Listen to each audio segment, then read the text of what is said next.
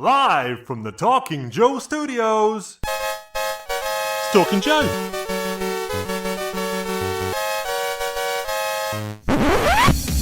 Talking Joe is on the air. Hey, it's me, Mark, and welcome to Talking Joe, the G.I. Joe Comics podcast. Now, today, after all of those silent issues that we had back in April, why not? Let's continue in a silent space, but talk about it. So today we are going to be covering G.I. Joe, A Real American Hero, issue 21B, aka Silence Between Borders.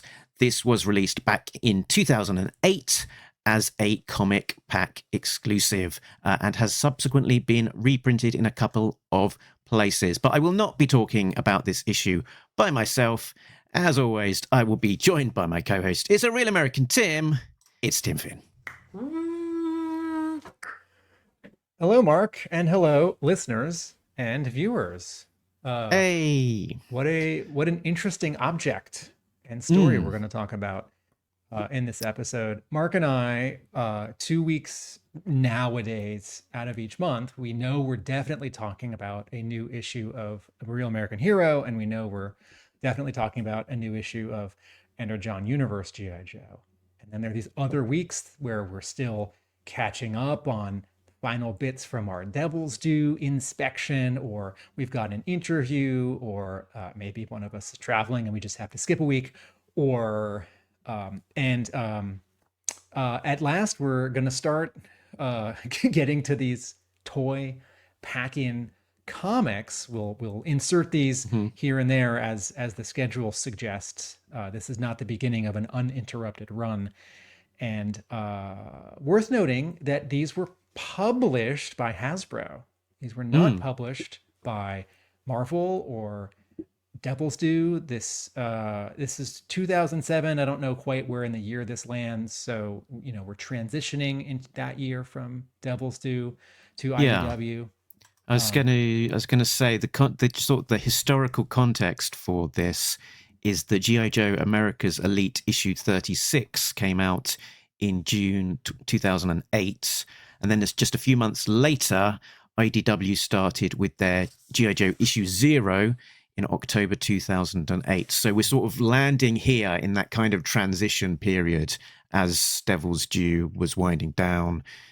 IDW was about to gear up, and so it's published by Hasbro, and there's an editor credit that you can find in places, which is Aaron Hubrich of Conceptopolis, and so he was this sort of editor figure that was helping Hasbro to put the comics together, and he had a background of working with Devil's Due in their licensing kind of shoot-off kind of arm, which was called Kanoichi, which we've talked a little bit about in our Devil's Due episodes. But so I said 2007 a minute ago, and you reminded us that 2008 is that transition year from Devil's Due to IDW. So can you remind us, Mark, this comic, Silence Between Borders, has the 25th anniversary logo on it, so 82 to 2007.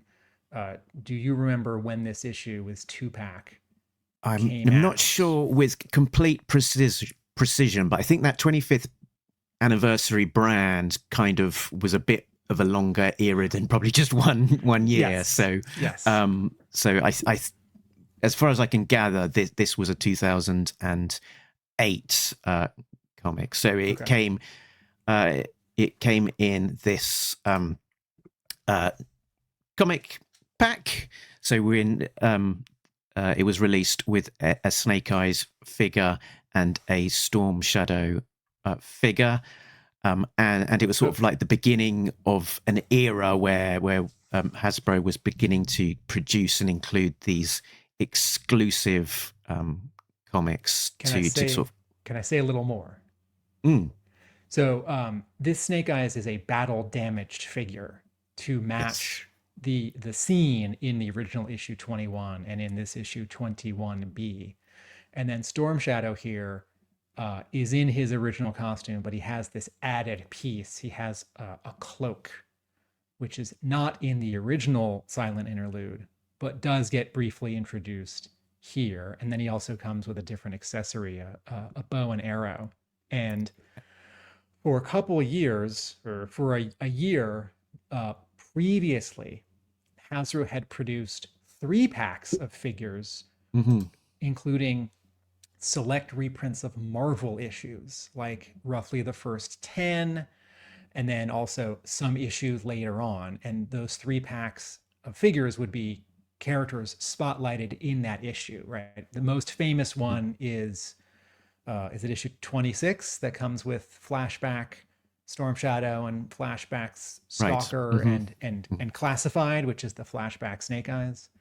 But this was also a way to get these very sort of retro figures that had the sort of comics accurate collars and cuffs and new head sculpts that looked a little bit more like Herb Trimpe drawings. So after this year and a half or two of these 3-packs with figures, Hasbro switched over to 2-packs that also reprinted select Marvel issues, right? So according to yojo.com, this is 2008, 2009, and there were 7 of these. These had new cover art, and Mostly Ashley Wood and Greg Horn, yes, I believe.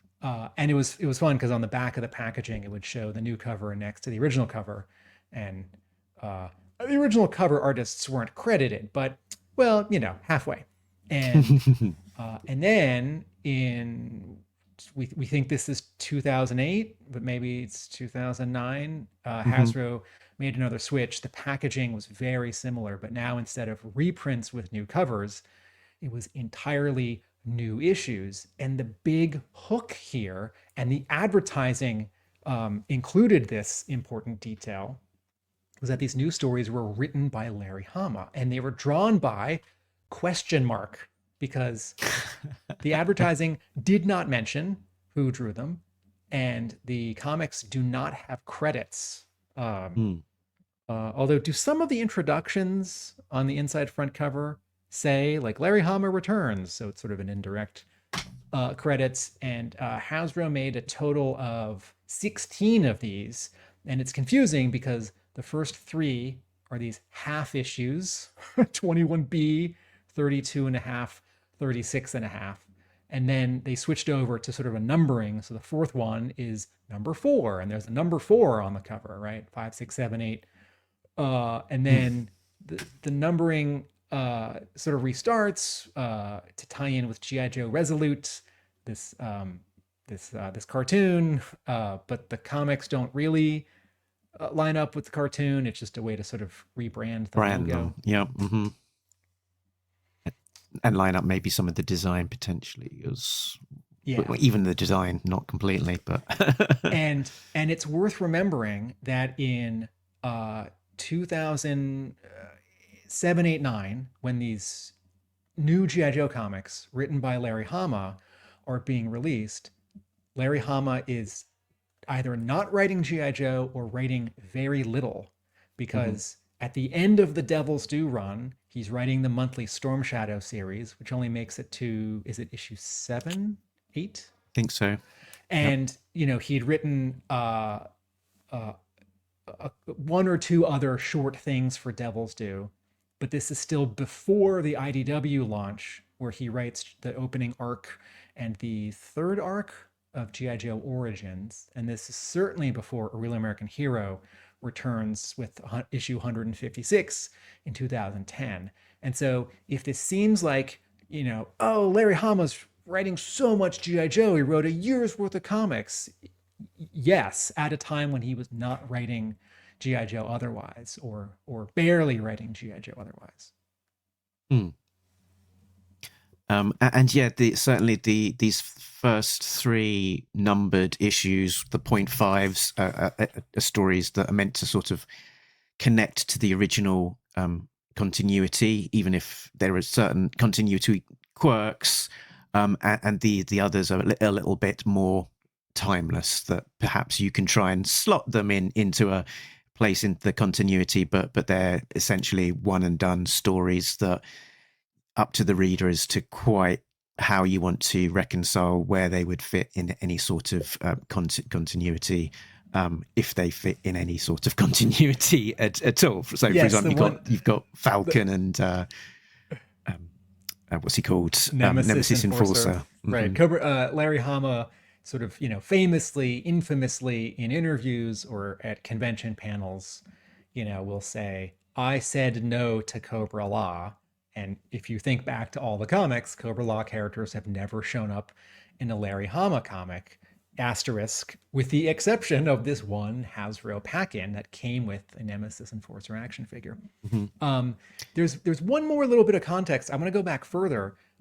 What I like about these new Larry Hama written Hasbro, I think the shorthand is Hasbro comics, right? Or because if you call them the 25th anniversary, only the first few still have that logo, and then 2 of them have the movie logo, and then they go back to the generic logo and then the Resolute logo, and again the numbering is confusing because the first 3 are not 1, 2, 3, and the last 2 aren't. Anyway, but there's a kind of a grand tradition of G.I. Joe pack-in comics, G.I. Joe stories that are pretty good and or written by Larry Hama that show up in unusual places. We can go back to the Larry Hama written story in the first issue of G.I. Joe magazine, which has that amazing Hector Garrido cover of a couple Joes right on a cliff with their fists pumping. There's the 3-part Starduster comic that came with G.I. Joe Action Stars serial. And then there are the 4 mini comics that were packed in with some G.I. Joe action figures in, is it 1993, with like Beachhead and Roadblock, and it's like turquoise. And those were definitely made by Marvel. And so I've kind of always wanted a collection of all these weird side stories. But the problem is, oh, that's right. And then the Spy Troops. The Spy Troops comics that were half the cross cells, those catalogs that came with G.I. Joe vehicles that showed photos of all of the toys that were available that year that had very, very short comics that were written by Larry Hama, again, credited, but the artists not credited. So the 2 problems with doing a collection of all these side stories is that some of them aren't good. And I think in all the cases, certainly most of the cases, there aren't good art files available, like photocopies of the artwork that you could remaster, or the original film, or early scans, digital files. And so... and even beyond that, they're awkward sizes as well, in often case that they were, given as a sort of a pack in, fold out leaflet kind of format. Right. So, all right. And then there's a little bit more context here because this issue 21B, and again, it's not 21 and a half. It doesn't take place between 21 and 22. It takes place during 20. And the inside front cover even says so, right? All the action you didn't see the first time. Yeah, I was going to add the fact that I guess one of the reasons that we get these different outfits with the comic, the Snake Eyes with the battle damage and the Storm Shadow in this hood, and rather than the more classic presentations, is that very recently they had put out the issue 21 reprint with the Ashley Wood cover, which featured Snake Eyes and Storm Shadow in the more traditional outfits. So by doing this comic, they obviously had to present something that looked different, and the Storm Shadow look, I think, was mostly inspired by that flashback scene from, I guess, issue 26 or whenever, for the Hardmaster assassination, when there's a Storm Shadow looking figure in a hood and a big bow who is sort of fleeing the ninja compound. So I think that's the inspiration that they took, and because they had this different looking character, I guess they were Hama and the artist were asked to kind of reference the look of that design in some way, hence the appearance of that cloak on the inside. Yes. So, and the same way that issue 21 has been reprinted many different ways, many different times, in single issues, in pack-ins, in regular reprints, in fancy reprints, along with other issues. This story 21B has been reprinted twice. The first one is in IDW's G.I. Joe: The Complete Collection hardcover, which, if you're just listening and not watching, both Mark and I are holding up our copies, proving what authentic G.I. Joe fans wear. And this comes chronologically right after issue 21 in the book. But bummer, IDW did not have access to the original files, either because Kunoichi or Hasbro didn't hold on to them, or that's probably it. I probably didn't need to say either. And so IDW sadly had to take a copy. IDW had to sadly take a copy of the original Silence Between Borders and scan every page on a scanner. And so if you look closely at this reprint in the hardcover, none of the black ink is pure black. It's very, very, very dark gray. And you can see sort of a dot texture pattern over almost every page, which is either something that they added to sort of cover up the sort of second generation scan, or an artifact of scanning something and resizing it slightly, which happens where you get sort of a moire pattern. And then it was reprinted. You pointed out the page where you can see that scanning process is evident, the greatest, which was on the one of the last pages. It's the third to last page. Destro is walking right at us. In the original comic book, it is on the right side. This is a tall vertical panel, right? So here it is in the original. Destro is walking toward us. He's on the bottom half of the page. And now Mark's going to go full screen on his camera. Significantly, he was on the in the original, he was on the right hand page. In the reprint, he is on the left hand page. Ooh. There we go. And there's a it looks sort of like a burn mark or like a dark reflection all the way on the left side of that panel, up and down vertically. And that's some kind of either fix or artifact of needing to flatten a comic book onto a scanner and it getting a little stretched, or there being a weird reflection, or something like that. And then this story was reprinted one more time in that during that year when IDW was doing a lot of 3 or 4 issues at a time, reprinting in its final stretch of G.I. Joe, which was totally reasonable. I sound like I'm making fun, but I did like that. So there was this special called Complete Silence, which, as we've said before, is not complete. But it does have the original silent interlude, and then issue 21B, which IDW at this point is calling 21.5, which is fine, a little confusing, a little inaccurate. Artist Jeremy Dale does get credit here, which is nice. Although it's unclear if he is also the color artist or not. And in this case, the online credits give additional credits to colorist Kieran Oats and letterer Jim Keplinger. But there weren't letters, right? In the original edition? There's no word balloons or captions. There is some type on some monitors that Destro is looking at.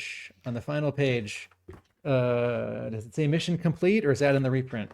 Yes, it does say that as well, yeah. Okay, so in the reprint, in Complete Silence, IDW added a title at the front of the first panel of the first story, right? Silence Between Borders, so that you go from the last page of the 1984 famous, excellent original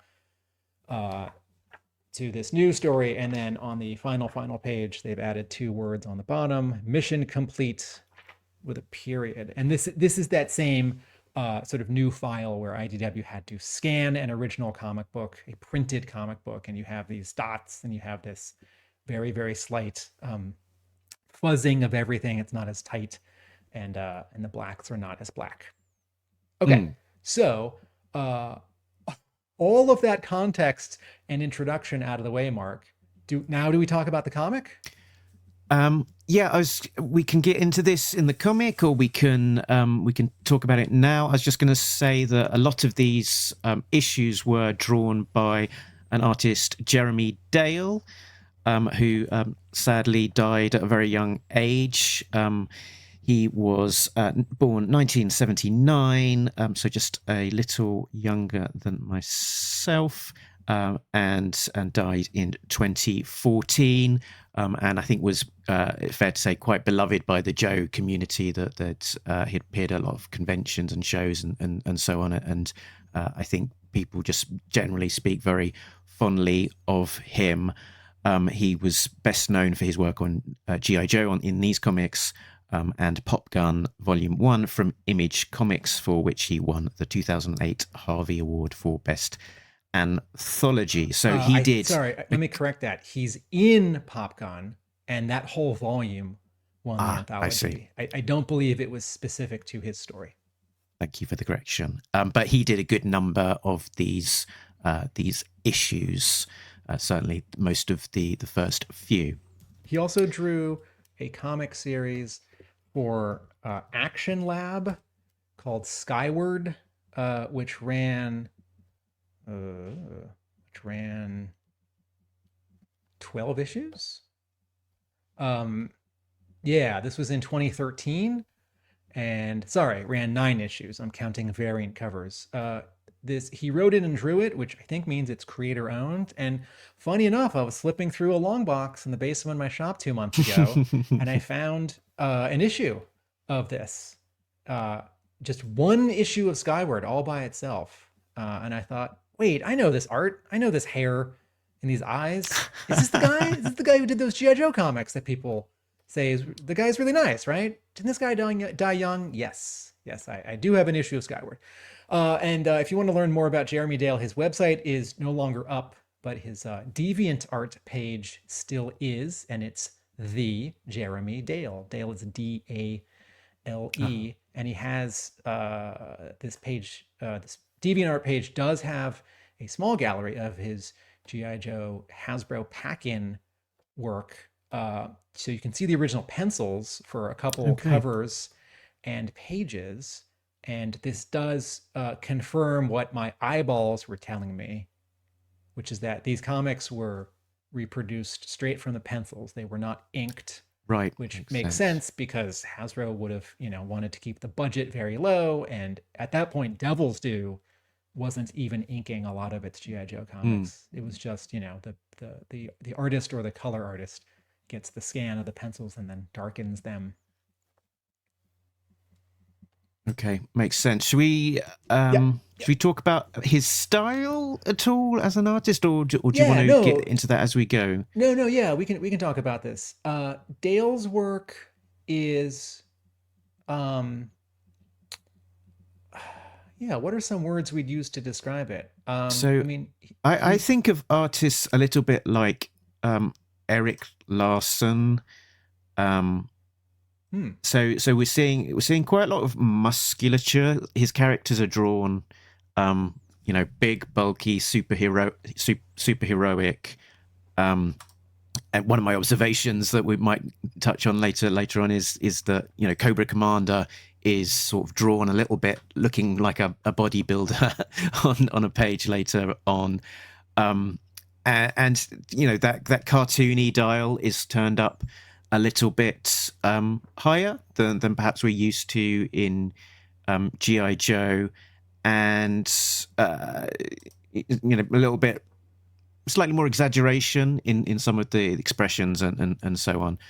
So I think one of the things that probably works less for these issues and particularly when they're reprinted alongside the original, is that they're, you know, less of a less sympathetic in terms of the style. That when Rod Wiggum transitioned into Ron Wagner in the pages of ARAH, their styles were quite similar, and they sort of meshed together nicely, and they were not at all jarring. Whereas if you have like issue 21, issue 22, sort of sitting alongside this 21B, they don't, you know, they definitely don't look the same. Yeah, I think your Eric Larson tag is pretty good. I think that Dale's figure work and panel compositions aren't as refined as Larson's. And also in Larson, I see a lot of Jack Kirby, and I don't see the Jack Kirby here. But yes, in terms of eyes and hair and musculature and fabric and hands, I absolutely see Eric Larson. We don't know if Jeremy Dale had Eric Larson as an influence, so we could just say it reminds us of Eric Larson. But yeah, in terms of cartooniness, you know, the eyes are a little bit bigger, you know, like 5-10% bigger than, you know, anatomical. And another thing that's happening here is that Dale's compositions, he's still a beginning artist on these G.I. Joe comics. And some of the compositions for panels and page flow are okay or good, but not great, and could use more refining and stronger design choices. You know, like there's this panel of Storm Shadow sort of leaping upward in the little jail cell in the dungeon toward the ladder, and it's sort of, you know, not clear where he's standing, and sort of like there's not enough oomph on the leg. It's like pushing him as he jumps. And then in terms of the sympathy that you just referred to, a big difference is modern computer coloring. You know, these new Hama Dale comics were published in 2008, 2009, and the colors are very computery. Everything is rendered, and shiny things are really shiny, and every exterior sky in 21B is an aggressive yellow, orange, red, yellow, orange, brown gradients, you know, like sunset that is punching you in the face. And if you like that style, it's quite nice. I think it's too much, and it does not match for this story. And what's really strange is that the other two issues that come right after this in the Hasbro pack-ins are definitively between Marvel issues, and this one is during issue 21. So it's a very daring and bold or risky storytelling experiment, because not only does it might it require you to be familiar with issue 21 or have issue 21 in your other hand, but it also invites even stronger of a comparison to an issue, you know, like, what is it, 36 and a half or 34 and a half? You know, you could sort of take or leave that, but this is like kind of 21 again. This is like 21 Redux, 21 Uber. And then on top of that, 21 is like the best issue and everyone's favorite issue. You know, it's like, it's sort of like, it's like if you and your friends were like, we're going to make a Godfather fan film. It's like, oh, you're going to make like Godfather Part 4 or Godfather in Space? It's like, no, we're going to do a bunch of scenes during Godfather Part 2. Like, oh, are you sure about that? And the actors, they're going to be as good as the original ones, right? It's all my friends, and they're all 20. I see. And I guess we should also make the comparison of this issue, which is almost, it's an indirect recreation of the original 2021, that it's sort of happening in parallel or from slightly different angles. That IDW also did their kind of comics experiment where they recreated issue 21 page by page, but each page being tackled by a different artist. and it being left up to them as to how faithfully they would recreate that page, whether it's just in, they're in their own style, or whatever else. And then there's one more sort of parallel and comparison, and I'm going to forget the title of this story, so please remind me, Mark. When Devil's Due took the 6-issue Snake Eyes classified miniseries and collected it in a softcover, it included a new, it's 5 or 6 pages, story written by Larry Hama and penciled by Ron Wagner. And it is it Silent Prelude? I believe that's the name of it. Yep. And it was a way to get people. We've got an episode just talking about that issue. Sorry? We recorded a Talking Joe episode just talking about that 6-page story or whatever it was. Yes. And I'm sure and certainly that episode was as long as all of our other episodes where we're talking about a full comic or 4 issues in a row. And that was definitely, the like couple of minutes before the first page of 21.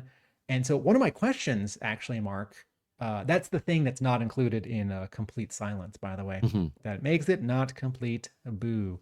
One of my questions, Mark, is have you reread Silent Prelude recently enough to be able to say whether it and 21 and 21B can all work in continuity? Or is there anything about Silent Prelude and Silence Between Borders that don't quite jive with like where Storm Shadow is and the Claw? Or I mean, I think Silent Prelude sort of kind of makes sense with the original 21, so makes sense with this. It's essentially a few pages of story telling a story as to how did Storm Shadow get hold of Scarlet on that claw, such that he's going to be carrying her on the claw to return back to the Cobra Castle. So I think there isn't anything directly within that story that is particularly controversial in terms of the continuity, the only bit being the guest appearance of the White Clown within that particular issue. But otherwise it's fairly light in terms of what it's trying to accomplish. It's a little action sequence with Snake Eyes, Scarlet, and Storm Shadow.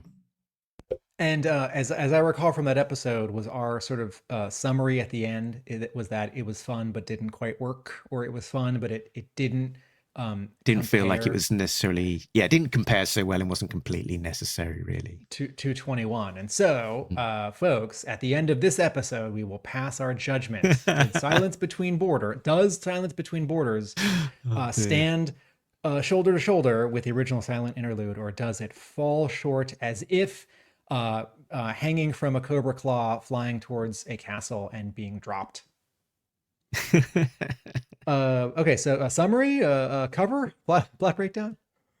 I was getting distracted sort of looking at Jeremy Dale's website that just to properly close out the point that you're making there, that the website does DeviantArt, not the website. DeviantArt website, yes, his gallery has got a handful of pages from this story, so you can see the original black and white pencils and compare them to the page.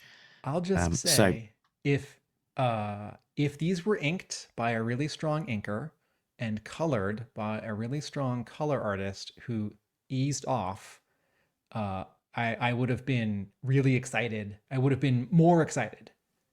This is a lot to take in for being. I mean, it's free. It came with two toys and it's free. Although I guess the cost is built into the price, but I do think this would have benefited from inking and a different color treatment. So is there plot breakdown? We know it. There's folks, Snake. As many times as Silent Interlude has been printed and reprinted, Mark and I have found ways to talk about it on Talking Joe.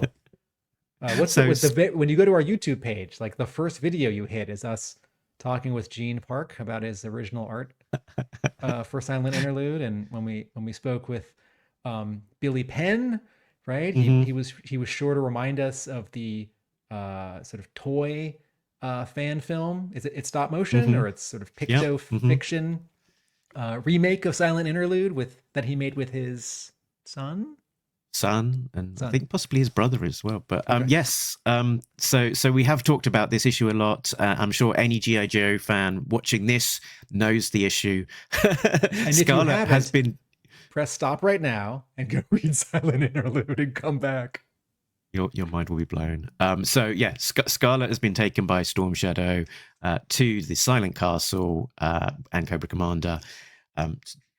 Snake Eyes jumps from C-130 by parachute, landing on the top of the castle to come and rescue her. Scarlet is able to sort of rescue herself, and as Snake Eyes works his way through the castle, they eventually reunite. There is a fight with Storm Shadow. Their tattoos are exposed, revealing a matching hexagram. What could that mystery be? I guess we'll never know. So what I did, Tim, as I thought as an interesting way of sort of working our way through this issue, was doing a bit of a side-by-side comparison, because for the most part, what's happening on page 1 of Silence Between Borders is happening in parallel to what's happening in the original page order of Silent Interlude, with a little bit of reordering in the middle of the issue.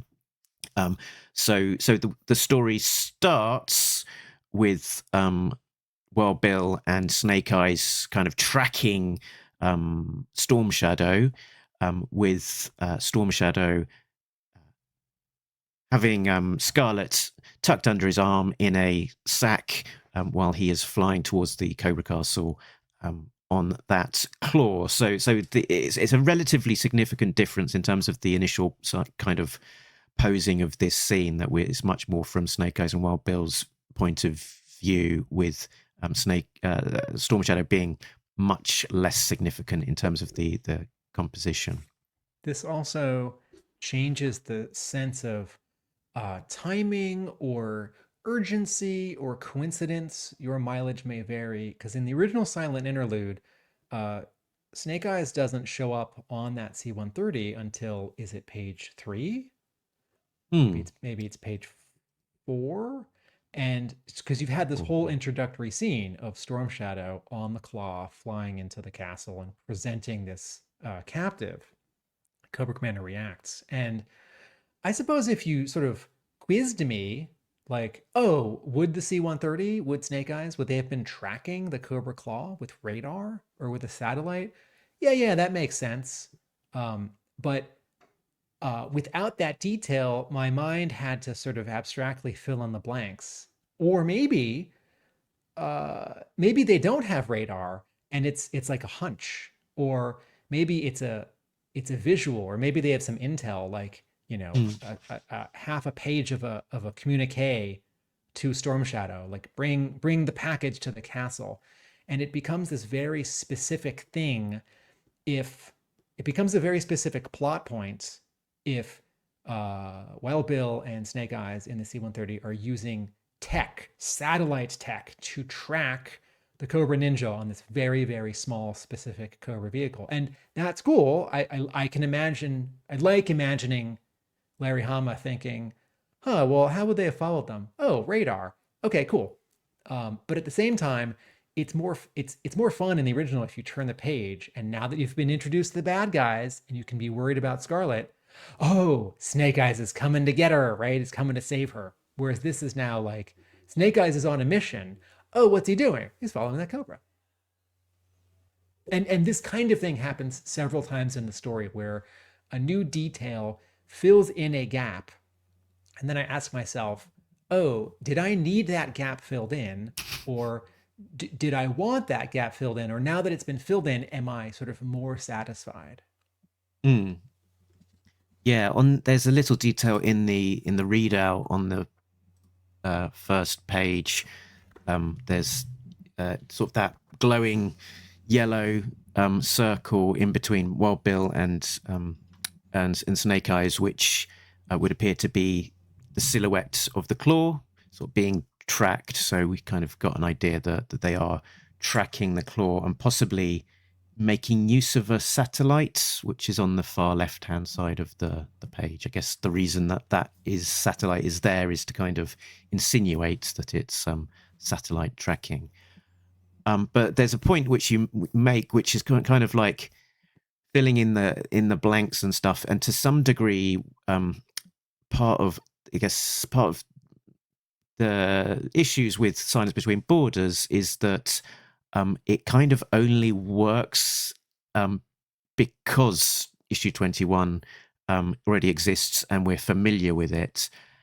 As a thing unto itself, some of the story connecting makes less sense. It's a B-roll of like, while the main story is happening, these other things are happening. If you don't know what the main story is, these other things that are happening make less sense.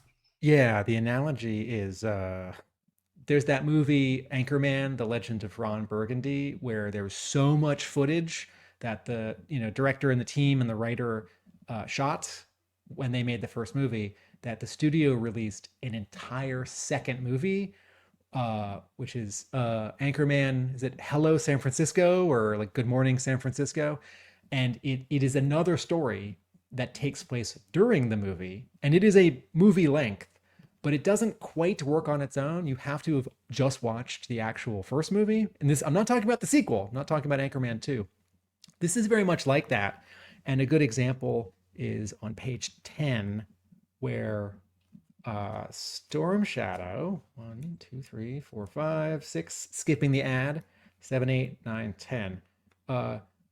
Storm Shadow is all of a sudden just falling down into this dungeon prison cell, or maybe jumping up out of it. I can't quite tell.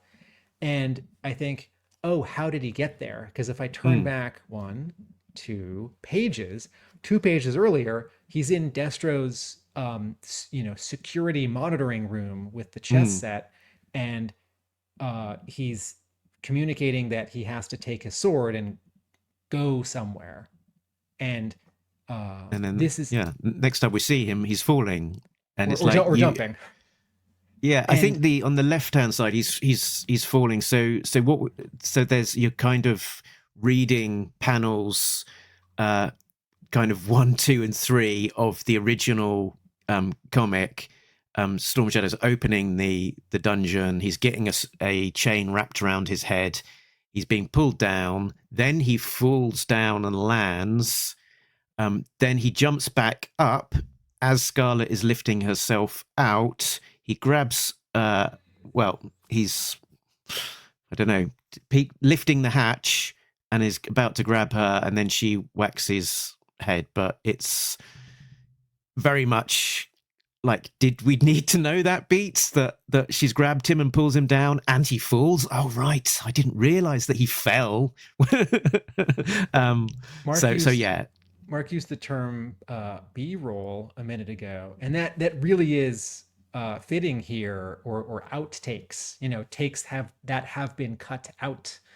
And part of much of what works so well with the original silent interlude is Larry Hama's really expert storytelling and pacing.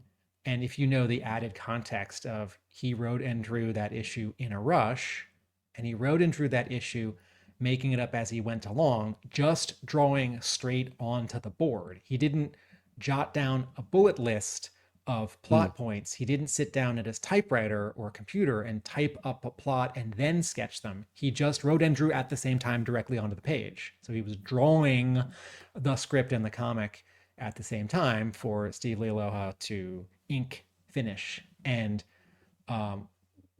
Hama's instincts as a storyteller, as a writer, as an editor, are so developed in 1984 that if you give him 3 days to just like explode a comic onto some artboards in a rush, it turns out to be excellent.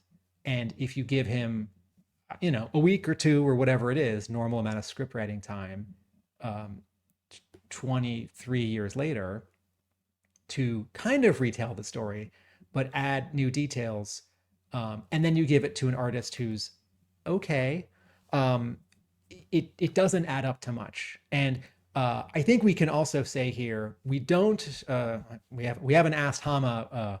We don't know definitively that he did not do the layouts for 21B Silence Between Borders, but we're pretty unlikely. Yeah, we're pretty sure.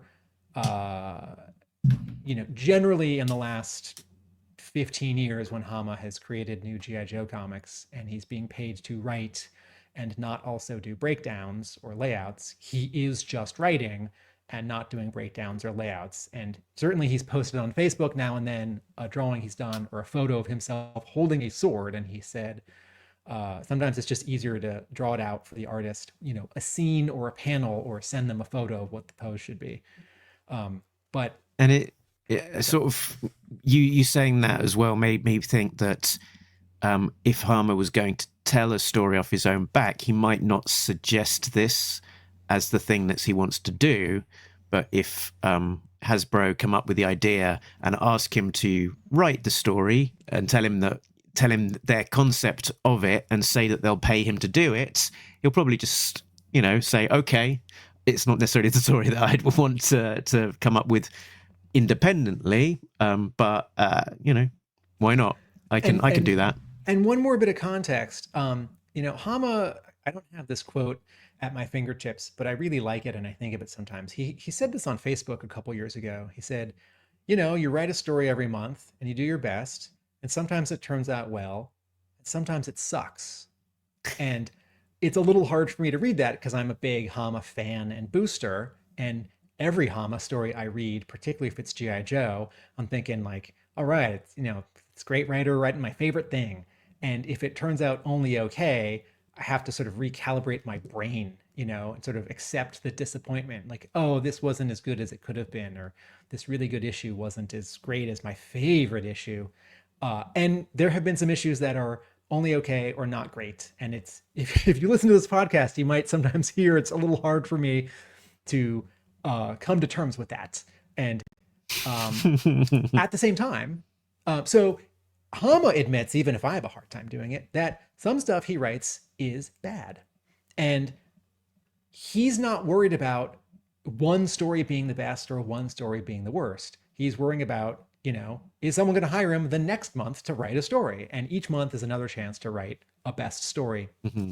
And this guy has experimented. I don't think we think of Larry Hama as an experimental writer, but he has done a handful of really interesting experiments. There's the scene in Nth Man where the world turns upside down. There's G.I. Joe 21 and 85. There's Triptych and Diptych in around 92 with the Eco Warriors and DEF and the Ninja Force.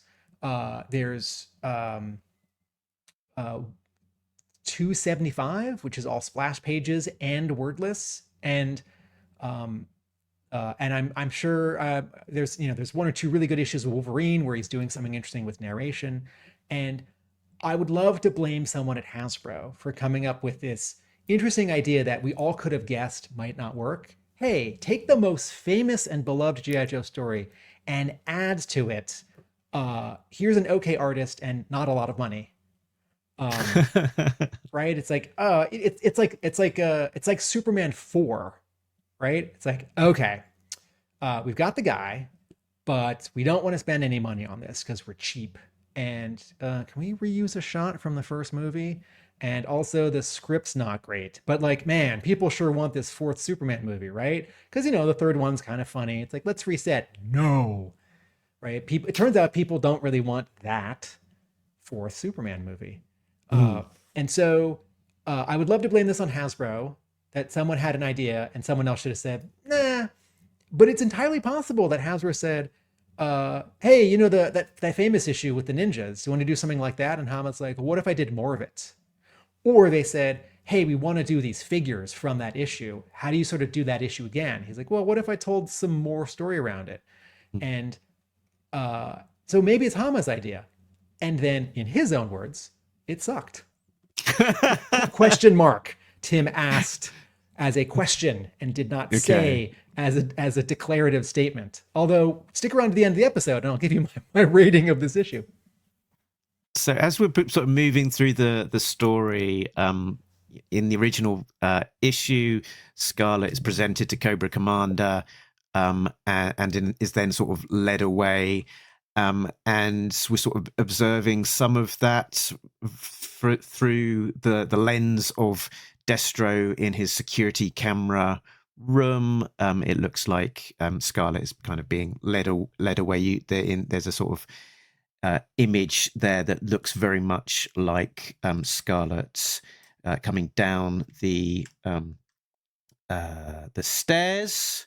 If you zoom in on that one, that it looks an awful lot like the bigger panel in the original book, with Scarlet being led down the stairs. So, Mark, are you being as specific as saying that on page 3 of Silence Between Borders, that those 6 security monitors on the bottom panel act as 6 sequential panels in the panel behind Destro? Like, are we supposed to read those left to right, top to bottom as a 6-panel continuity in 6 TV screens? Because that's the kind of thing that I think, smart comics guy Larry Hama would put into a scene, as opposed to just like 6 random security camera shots, because Destro's got cameras everywhere. It's like, I don't think we're supposed to read these as simultaneous. Well, I don't know. I don't think there's anything there that necessarily contradicts that it's simultaneous. That it could be looking at that a single snapshot from a variety of different angles. You might be right, based on the stairs in that first TV, the 4th and 5th TV, and even the sort of the down angle of the 6th TV. Yeah, I do think it's possibly a more sequential progression might have been an interesting thing. It would be less reflective of what would happen in reality on a screen. But a playful use of the language of comics, even if not a realistic moment of reality. And so on the next page, Storm Shadow and Scarlet make their way down into the oubliette dungeon. He's sort of tying her up.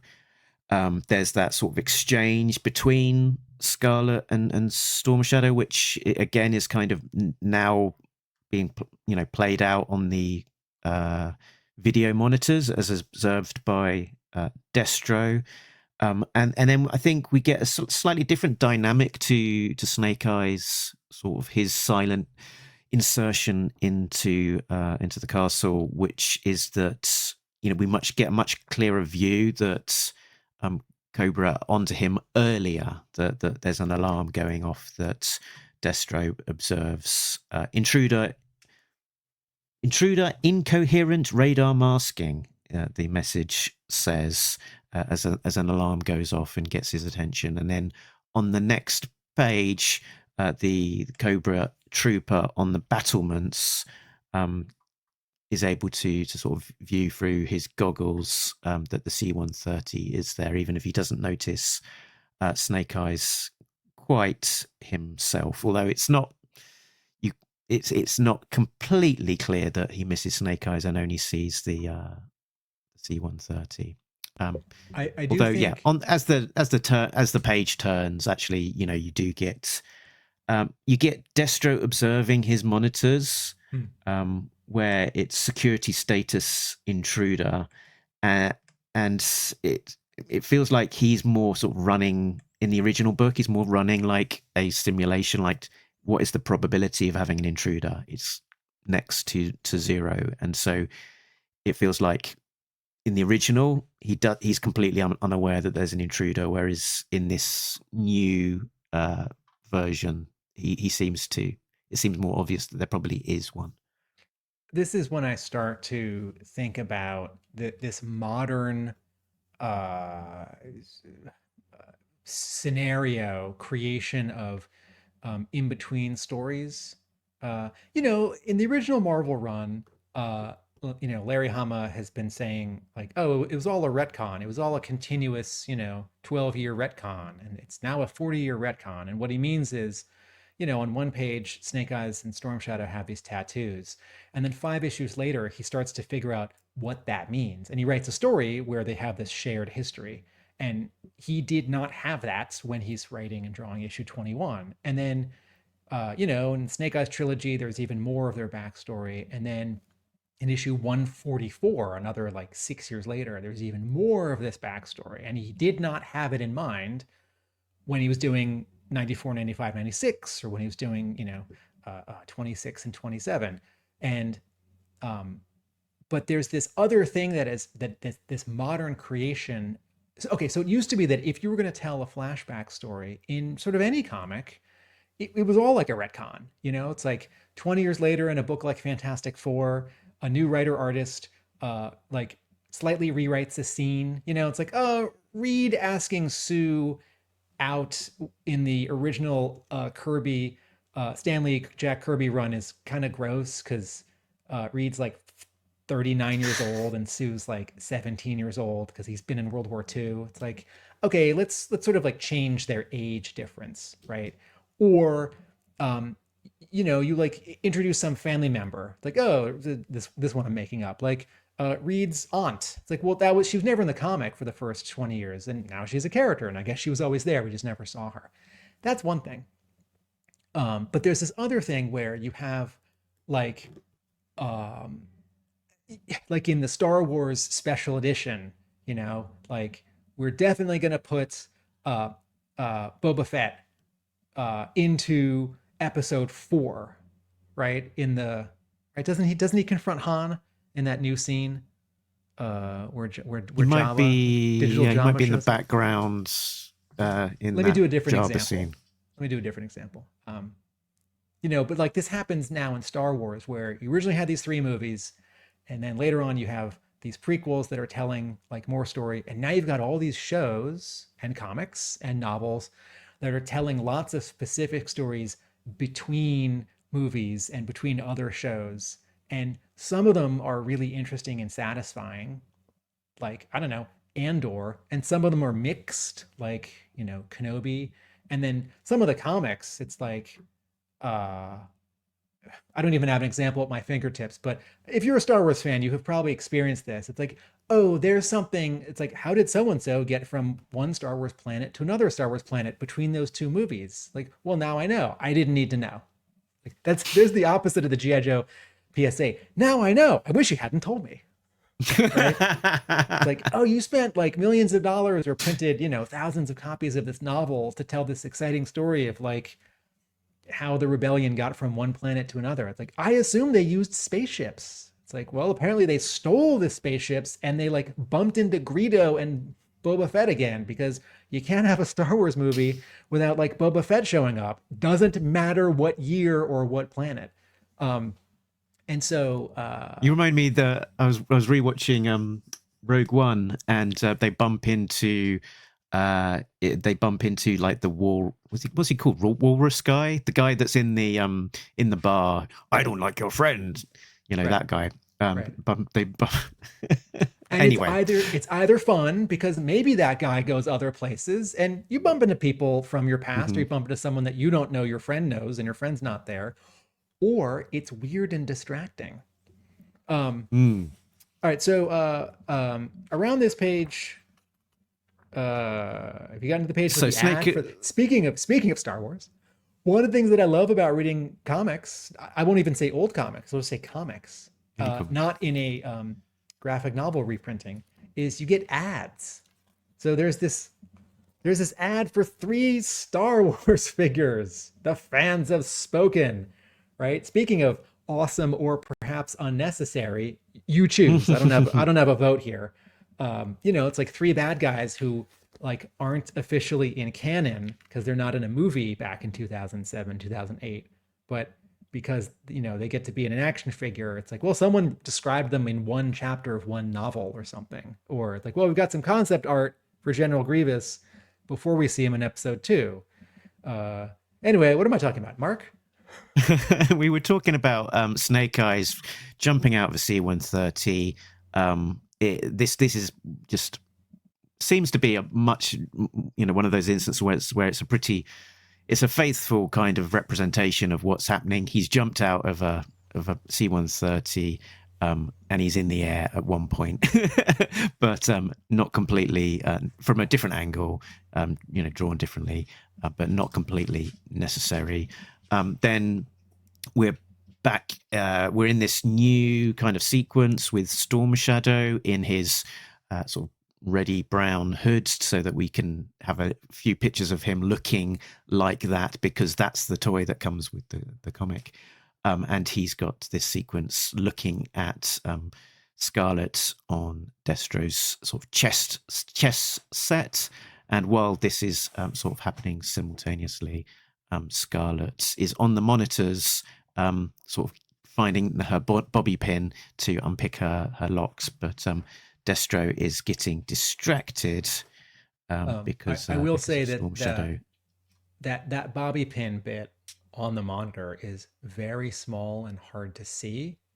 And so here's another case where this particular presentation of information, whether it's a new story point, one that is in the original comic that you don't see, or one that is in the original comic that is recreated, this is not enough. And this is an example of, I don't think this comic works unless you have read the original recently and maybe have it next to you. So while Scarlett is sorting out her hair, then I do think this 2-page sequence of, sorry to interrupt, Storm Shadow picks up the Scarlet chess piece and takes it off the board because she's now a prisoner, and then leaves because she's just escaped, and then Destro puts it back on the board. That's great. It's not necessary, but in terms of sort of bits of drama and moving the story forward and sort of showing what the characters are thinking, it's actually my favorite part of this issue. And sort of comparing those 2 pages is sort of, if it's one beat, another beat, it's potentially Destro has put the Scarlet piece back on the board and then is surveying the chess board with the pieces back in place.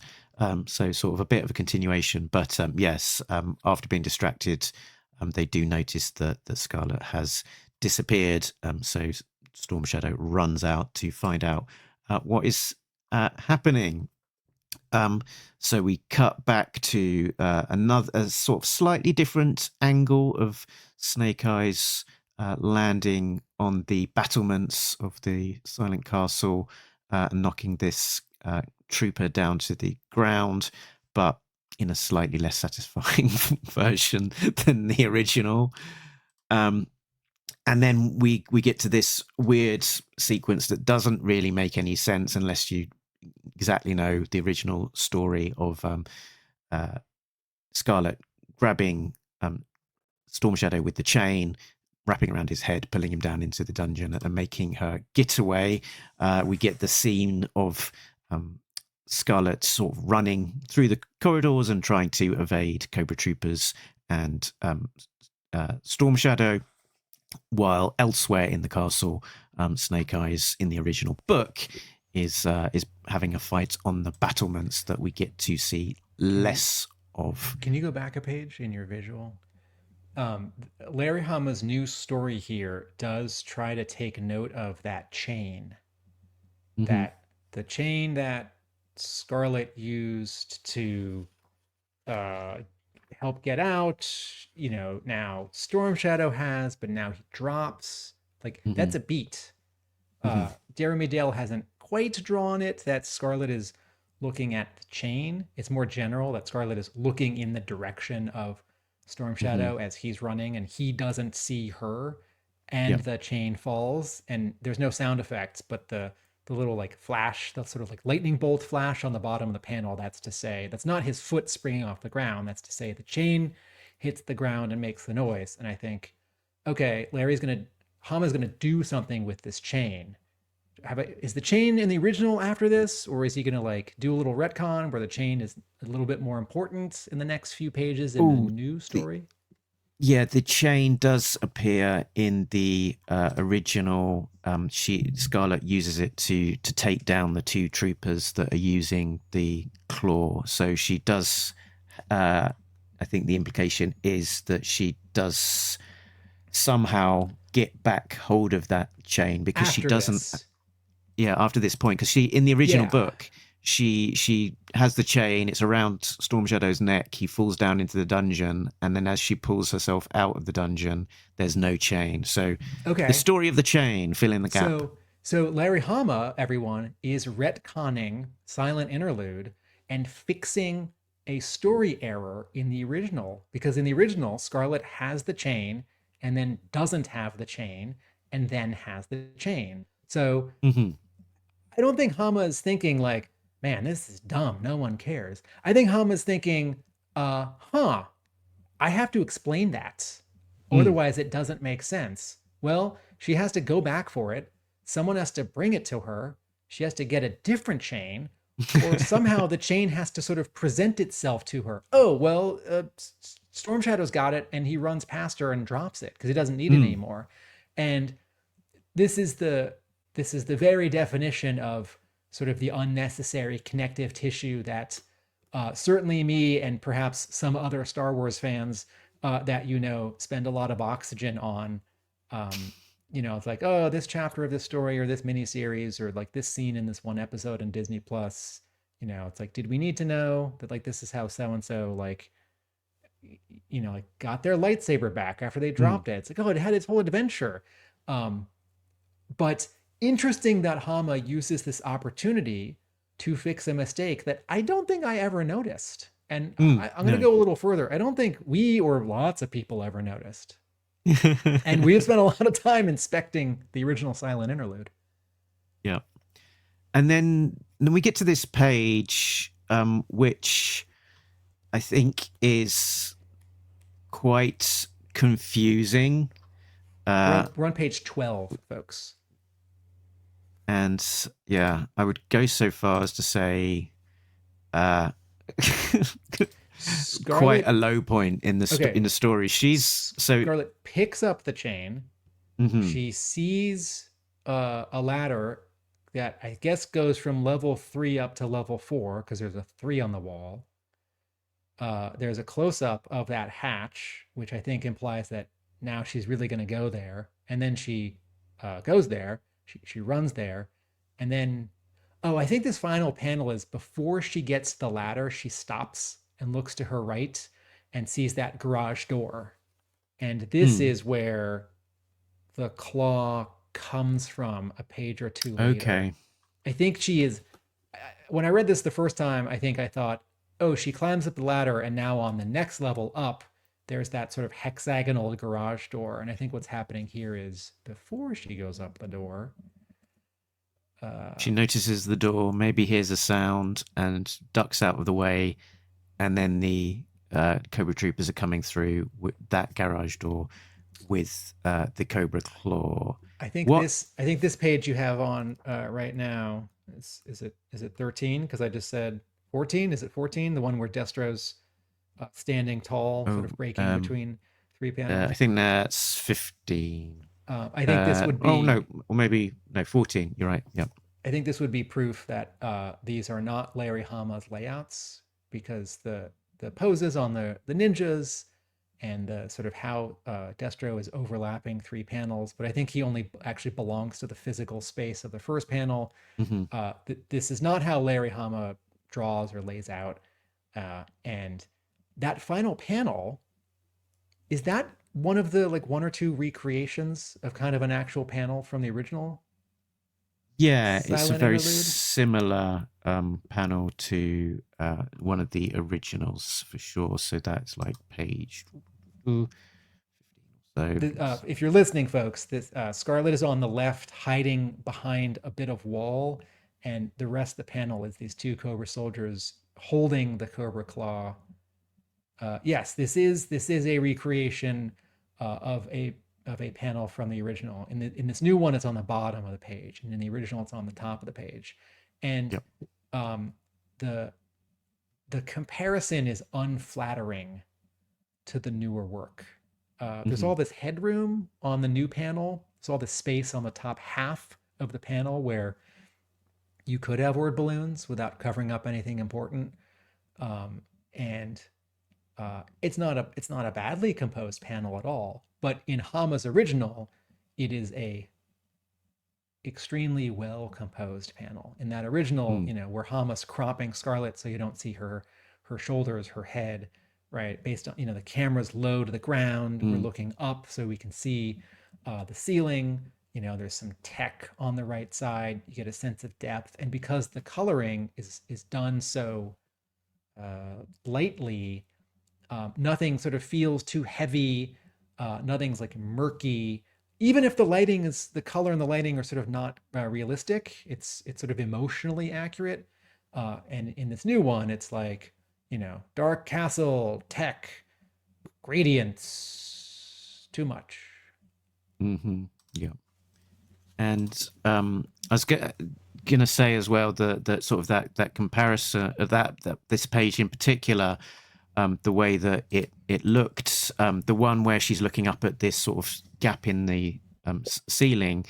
In the original story, Hama was very careful to make sure that each scene, each location was very distinctive, that it was its own shape.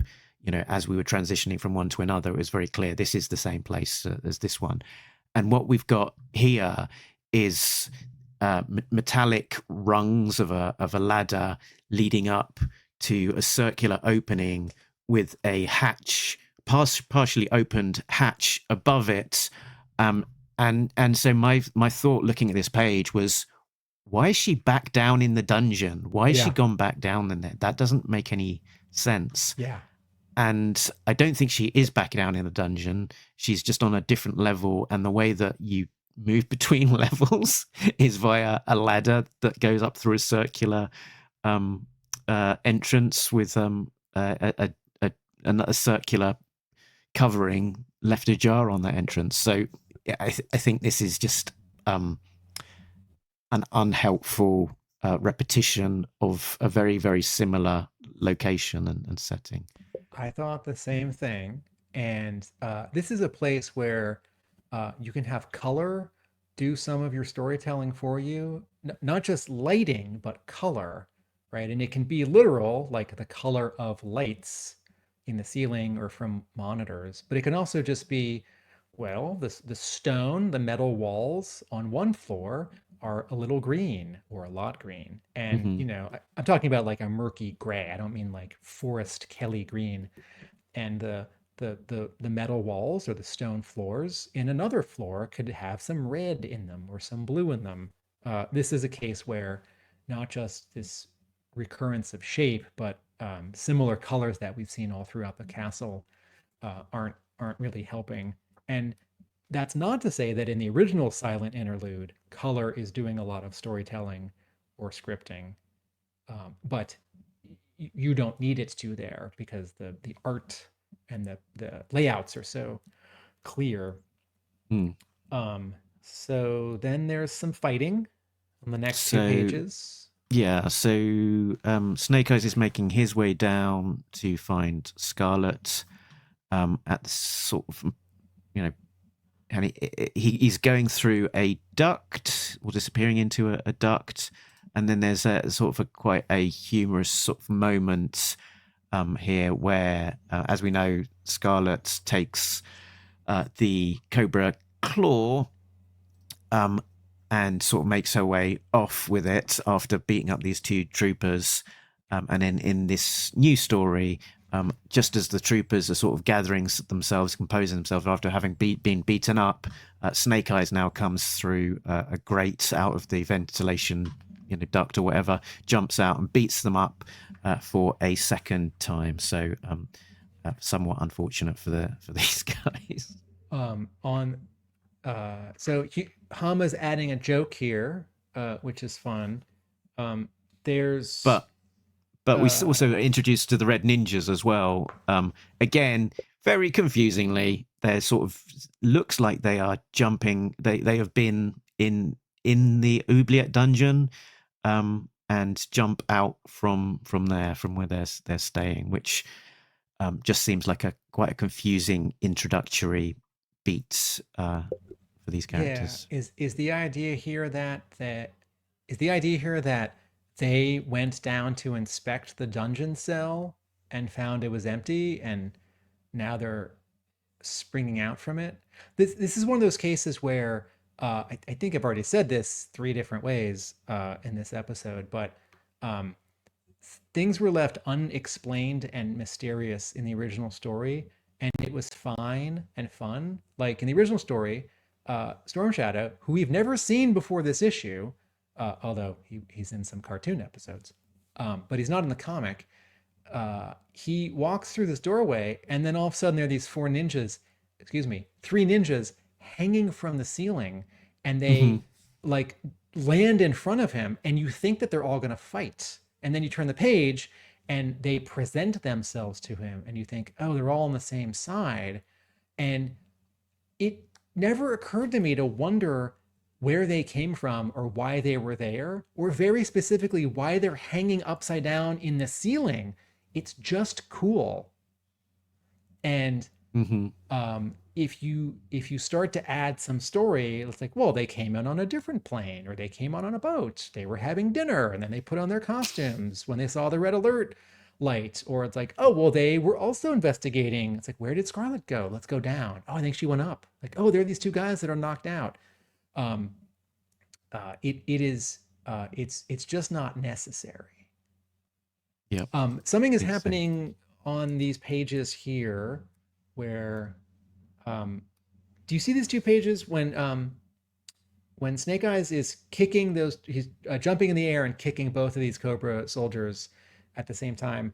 There's a 5 on the left side of that panel, and then the following page, as Scarlet whooshes in on the claw in this kind of small hallway, surprising Cobra soldiers and Destro, there is a 5 in a similar place. And I think the idea is that, well, I don't know if this is the same hallway, and Scarlet and Snake Eyes sort of missed each other by like 10 feet and like 20 seconds, or if, the castle's pretty big, maybe several parts of this 5th floor all have 5s on them.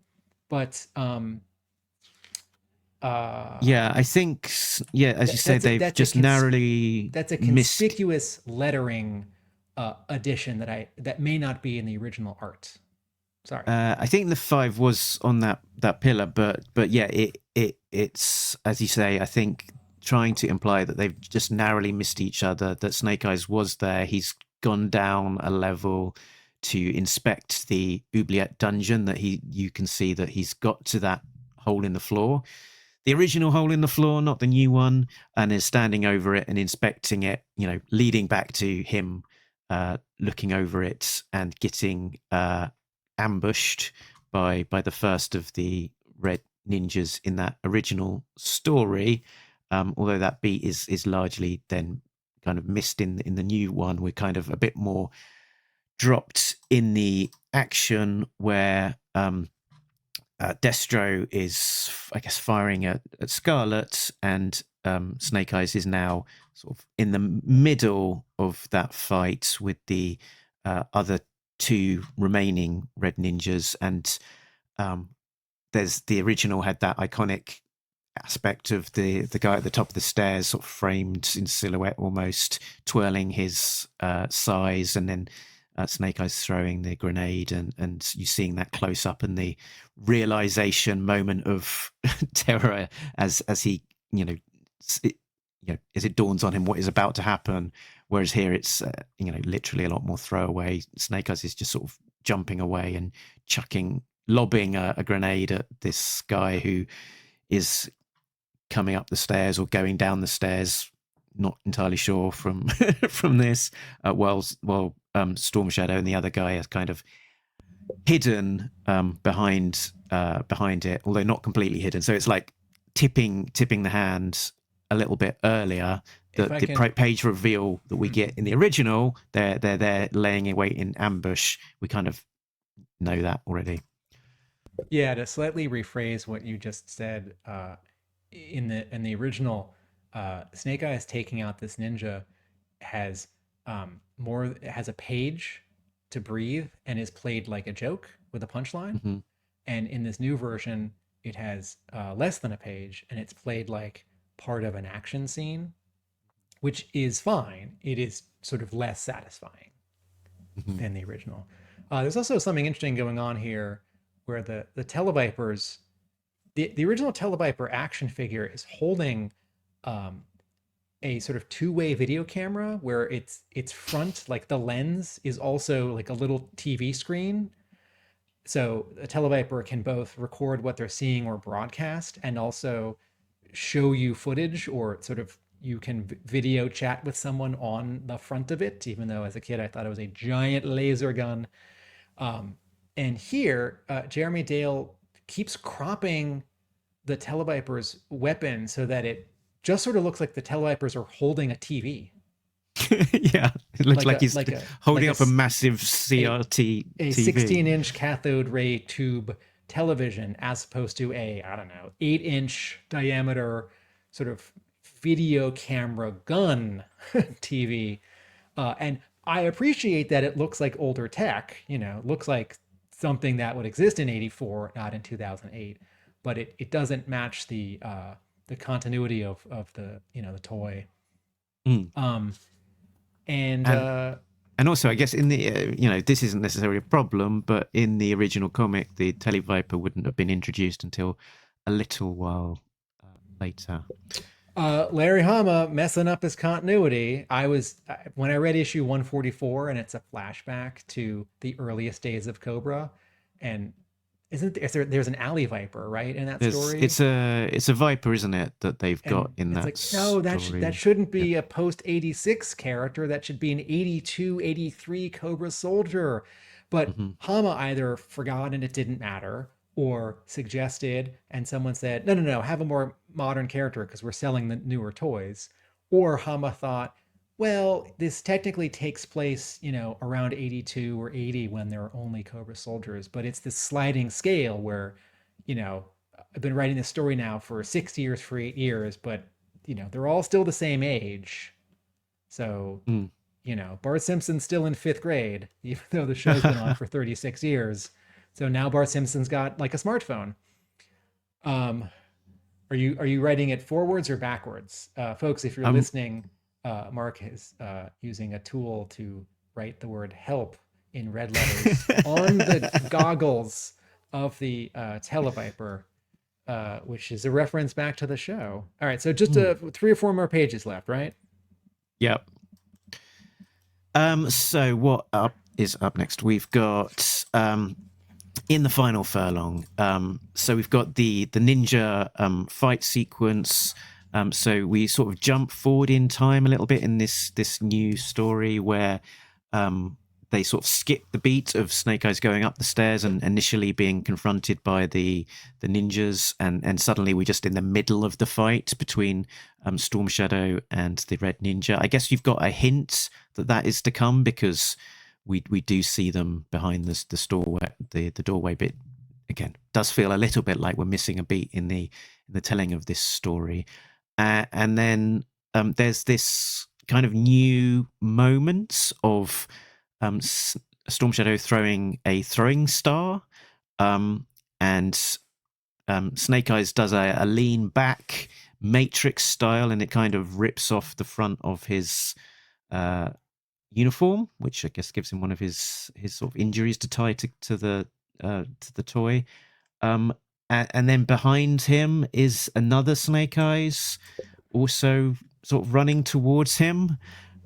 So is that a, I don't know, what even is this, Tim? Is this just a mistake? Is it a coloring error? Is it bad storytelling? Okay, this is the bottom panel of page 19, if you're reading along, folks. And A, I don't know. B, I thought maybe what's actually happening here is Dale wants this final panel to not read left to right, but right to left. I thought, oh, is the Snake Eyes on the right side running to the left?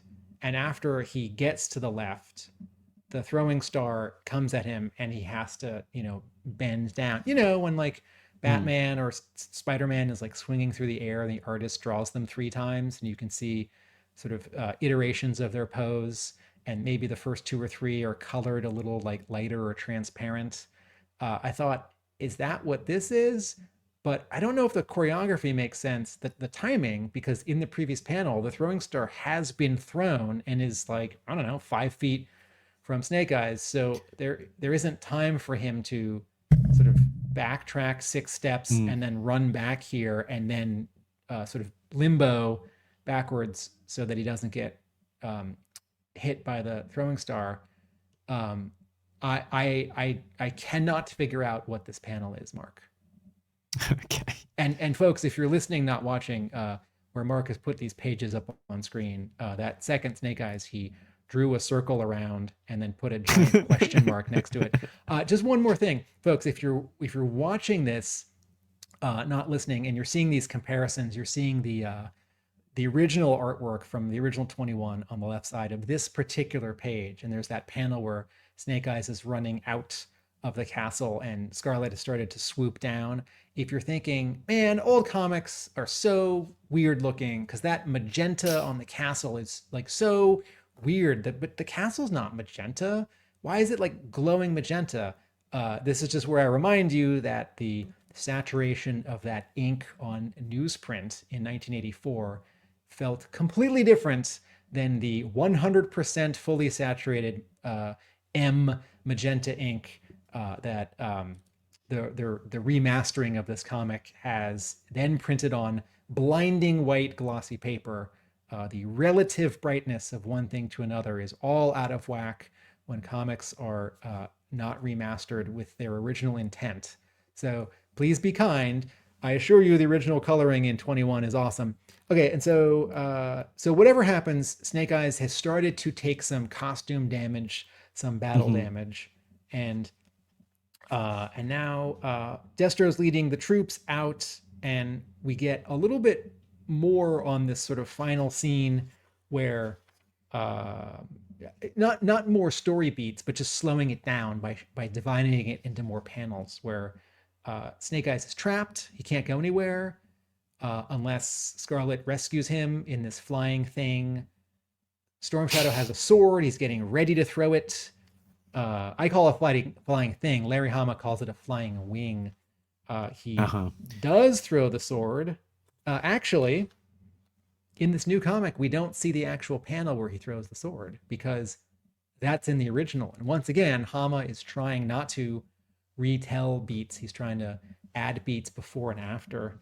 And it's worth pointing out that we see a lot more of Destro in this comic than we saw in the original. With him viewing stuff on the security cam feeds earlier on, and we sort of, there's that kind of mystery of the original issue that he's leading his troops to chase after Snake Eyes and they're going up and they can't find them, and then that's kind of pretty much the last that we see of Destro. So we're sort of seeing Destro figuring out that he's not up the top of the building.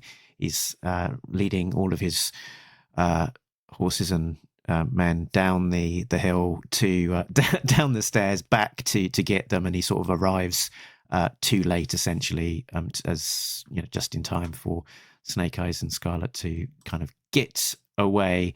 So there's the bit, of throwing the sword, catching it, chucking it over his shoulder. We don't see that beat at all in this new story, but what instead we see is the sword kind of embedded in a rock behind where Snake Eyes would have thrown it. So here's another very small, kind of fun and unnecessary Larry Hama retcon, where in the original, if you read it and think about it, Storm Shadow has lost his sword because he threw it and Snake Eyes tosses it. And what's happened here is Snake Eyes tosses it and it lodges itself in a rock. Although, based on the angle of throwing the sword, up and over his shoulder, I feel like it would be sticking out of that Go down. rock, not parallel to the ground, but sort of aiming more up at the sky and sort of sticking out higher. And also, I don't think it has the momentum anymore, having been half stopped and diverted by Snake Eyes, to lodge itself into any rock, much less that deeply.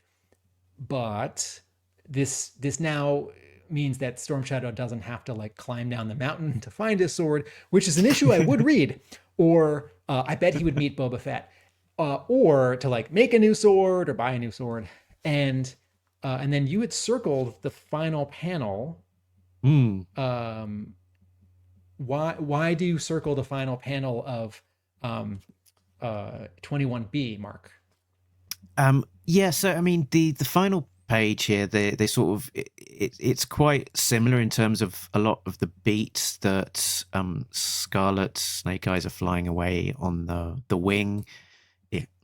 That panel looks a lot less interesting than the original. They had that sort of like interesting blast on the vertical panel and so on. You get the reveal of Snake Eyes' tattoo on his arm as he's sort of flying away in a similar sort of way, and you get the reveal of Storm Shadow's tattoo, not with him kind of looking up in wonderment at Snake Eyes as his bandaging is sort of unravels, showing the tattoo, but instead the sort of the aftermath of that, of him looking down at the sword and pulling it from the rock, but in a similar sort of composition of him looking down and pulling it out. But it is circled because it's just a bit of a moment where this is an important part of the story. It's an important part of the telling, and I feel the fact that the tattoo has been coloured in grey is just quite a significant error on this particular page, this particular panel. Yeah, it starts to look more like a gauntlet, or some wrist padding, a bracer. Yeah. Mark, folks, is now using the same little like red pen tool to color in on a close-up of this panel the incorrectly colored tattoo. That I agree. This is it's sort of, I don't want to say it ruins the ending, but it diminishes the ending. And it is interesting how this comic needs to start and end the same way. The first page and the last page need to be about the same in terms of story, not necessarily composition, as the original Silent Interlude. And all the pages between don't have to be 1, 2, 3, 4, 5, 6, 7, 8, 9, 10, 11, 12, 13, 14, 15, 16, 17, 18, 19, 20, 21, 22. I just want to point out, I've gotten so used to in the last several years, mainstream comics from Marvel, DC, Image, etc. are all 20 pages, and I long for the days of the 80s and 90s and aughts when they were 22. And this comic that was free with 2 new action figures is indeed a full 22 pages. It was already going to be hard for Hama to sort of do something with Silent Interlude. It might be even harder if he only had today's standard of 20 pages. Sort of looking at here are my notes for the issue, and I'm looking at the the first half is go on. Last week's episode I wrote nothing on the sheet of paper, so if I ever auction all of my Talking Joe notes, that one's no good. But the first half of this is just all that context that we did at the beginning of the episode. So I have a couple questions and comments at the end. How do I feel about the orange and yellow skies? I think they're nice if I'm in a mood where I like modern computer coloring.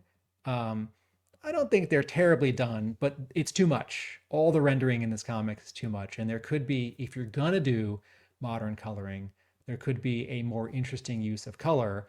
Everything here is local color. Scarlet is always, her hair is red. And well, I guess if she's in a dull blue hallway, then her hair is, red plus dull blue. But color could be more editorial, it could be more creative, it could be more storytelling. Yeah, and there's a lot of sort of very muddy, washed out, sort of grey blue kind of hallway scenes in the middle. It's Yeah, a and lot less. There's a lot less pop to it. and on this final page, here's sort of a symbol for me that this color artist is um, not coloring in a style that I appreciate or needs more training. On this final page, the third to last panel, there's this bright white highlight on Scarlett's leg, which describes that fabric as like satin or silk or like PVC or like pantyhose nylon. And that is not what that fabric is. Like maybe it's leather. I've never thought that her costume is leather. You know, it's like one of the dreadnoughts has like a leather vest, but you know, that is like cotton or polyester cotton blend or something. And A, it would not have that highlight. And B, considering how yellow and orange the sky is, it would not have that highlight. So I think the color artist is making a lot of decisions that are unmotivated, and they can be less fun or distracting. Okay, so just a couple of final points. My favorite 2 pages of this comic are the ad at the end for the 25th anniversary toy line. Right. Where you want to go full screen on me? Yep. Where on one side we see Snake Eyes, the 1982 figure, really dramatically lit, the original vintage figure, not a recreation. And on the other side, in the same pose but mirrored, is the 25th anniversary Snake Eyes, and they're each under a spotlight directly above, and there's some sort of dark G.I. Joe imagery behind them, and then some fun copy on the back, including "The Best is Back," which refers back to the original like press kit for the 1982 release, "The Best is Back," which was, I don't have to be full screen anymore, which itself refers back to, you know, G.I. Joe returning in 82 after being off the market for 5 years. So my favorite part is this comic is not in the comic. We should talk about the back cover for a minute, because there has been a little bit of Hasbro and related companies making use of the G.I. Joe TV animated PSA format, where a kid has a problem and a Joe shows up and solves it and educates them. And then the kid says, "Now I know." And the Joe says, "And knowing is half the battle." And everyone who knows the 80s cartoon knows that. And, you know, the internet has certainly responded with funny, and finger quotes, funny remixes of those. The IDW Saturday Morning Adventures miniseries from 2023. Each of those issues had a new PSA as the final page of the comic. When Kid Rhino was releasing G.I. Joe episodes on VHS, I believe there were some PSA sort of style ads, I think. Or there was a PSA style ad around this era for like a mail away action figure. Like Hasbro's done this a couple times. And this one is just for the 25th anniversary figures, right? So this kid says, "I'm just riding my bike across the interstate. Who needs a helmet?" Right? As a truck comes barreling down behind him. And then in a flash of white, Gung Ho actually like apparates into the scene, which is a takeoff of like how weird it is that the Joes would just appear, even though they'd never actually teleported in. They were just already there. Come on, everyone. Alpine just hangs out at the county fair, like, and happens to find a kid who's lost his parents. I do that all the time. "Listen up, soldier, it's Gung Ho." And then he holds up a figure and says, "You should buy the figures." And then the kid says, "Now I know." And Gung Ho says, "Knowing is half the battle." And the joke is, behind him, the truck has destroyed his bike. And so it's making fun of the PSA format, because the kid's about to do something unsafe and a Joe saves him. But in this case, not by suggesting he look both ways before crossing the street, or wear his helmet, or just not cross the interstate on a bike, but by like buying action figures. And this is meta because this Gung Ho character exists in a world where there are Gung Ho action figures. We don't know who drew this back cover. We don't know who wrote it. I do like the font. It's not a comic book lettering font. Color's good, right? It is drawn in a quote animated style. And it's sort of a fun and funny way to end this comic. This comic that's a very meta comic that's advertising a very specific toy. But here's this ad for this toy line that refers to the cartoon, and the cartoon's not really a part of this anniversary, except for the fact that the 2 5-packs of toys that kicked off the anniversary came with a little box, and if you push a button, it would play the theme song of the cartoon. But anyway, my last 2 comments on my notes. This comic book. We should also talk about the cover, which we didn't do at the beginning. Let's talk about the cover. Let's take a look at the covers in the gallery. Oh, there's only one cover, the no variants. This one is drawn by Jeremy Dale.